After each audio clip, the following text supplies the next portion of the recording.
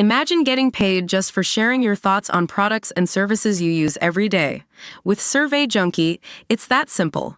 Click on the link in the video description to discover how you can start earning today by taking surveys. Vladimir Putin said he is ready to halt the war in Ukraine with a negotiated ceasefire that recognizes the current battlefield lines. However, the Russian president said he is ready to fight on if Kyiv and the West do not respond, four Russian sources told Reuters. Three of the sources, familiar with discussions in Putin's entourage, said Putin had expressed frustration to a small group of advisors about what he views as Western-backed attempts to impede negotiations and Volodymyr Zelensky's decision to rule out talks. Putin can fight for as long as it takes, but Putin is also ready for a ceasefire to freeze the war, said another of the four, a senior Russian source who has worked with Putin and has knowledge of top-level conversations in the Kremlin. It comes as Zelensky said on Friday that Ukrainian forces had secured combat control of areas where Russian troops staged an incursion this month in northern parts of Kharkiv region. However, the claim is at odds with comments by Russian officials as Viktor Vodolatsky, a member of Russia's State Duma lower house of parliament, was quoted by TASS news agency as saying Russian forces controlled more than half the territory of Kharkiv's town of Vovchansk, 5 kilometers, 3 miles, inside the border. The Biden administration announced on Friday an additional $275 million in military aid for Ukraine as Kyiv struggles to hold off advances by Russian troops in the Kharkiv region. Secretary of State Antony Blinken said the package, which was previewed on Thursday by two U.S. officials, is part of our efforts to help Ukraine repel Russia's assault near Kharkiv. Assistance from previous packages has already made it to the front lines, and we will move this new assistance as quickly as possible so the Ukrainian military can use it to defend their territory and protect the Ukrainian people, Blinken said in a statement.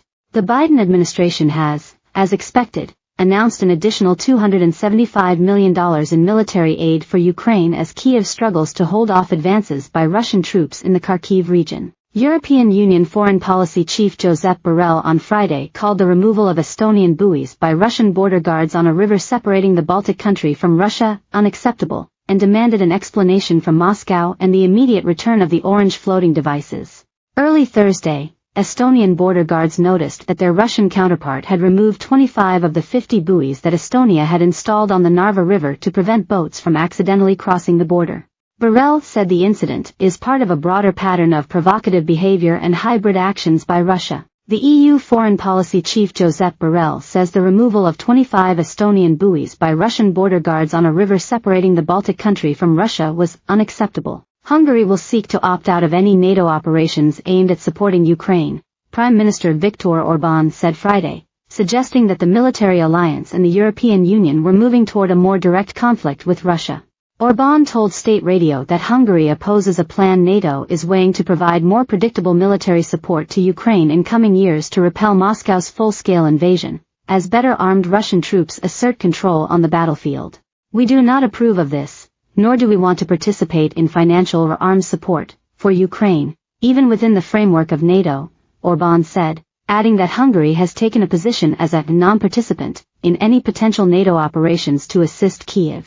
Hungary's prime minister says that he will seek to opt his country out of any NATO operations aimed at supporting Ukraine. U.S. Treasury Secretary Janet Yellen said on Saturday that a loan for Ukraine backed by the income from frozen Russian sovereign assets is the main option for G7 leaders to consider in June, but added that she doesn't want to take anything off the table as a future possibility. Yellen told reporters at the end of a G7 finance meeting in northern Italy that the plan has broad-based support and there is quite a bit of work to be done to make it a reality, adding that the 27-member European Union needs to endorse it.